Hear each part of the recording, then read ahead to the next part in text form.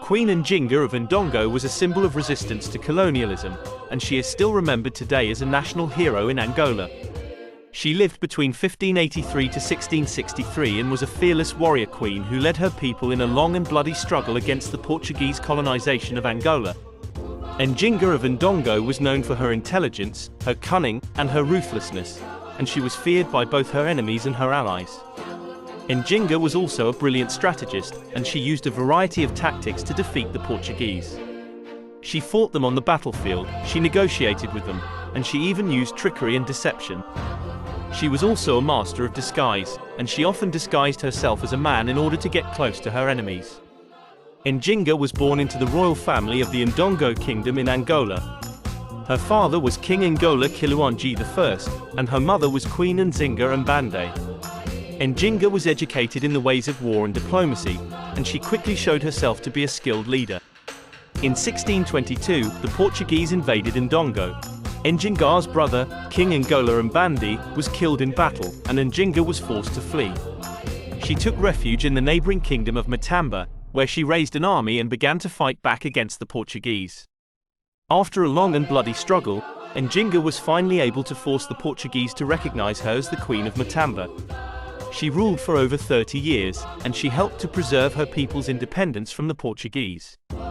Njinga's life was full of pain and suffering. She lost her father, her brother, and many of her friends and family members in the wars against the Portuguese. She was also forced to flee her home and live in exile. Despite all this hardship, Njinga never gave up fighting for her people.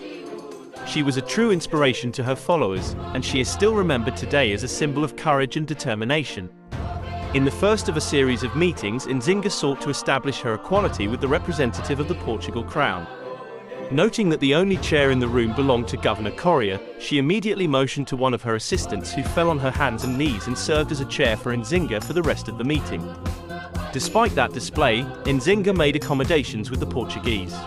She converted to Christianity and adopted the name Dona Ana de Souza. She was baptized in honor of the governor's wife, who also became her godmother. Shortly afterwards, Nzinga urged a reluctant Angola Mbande to order the conversion of his people to Christianity.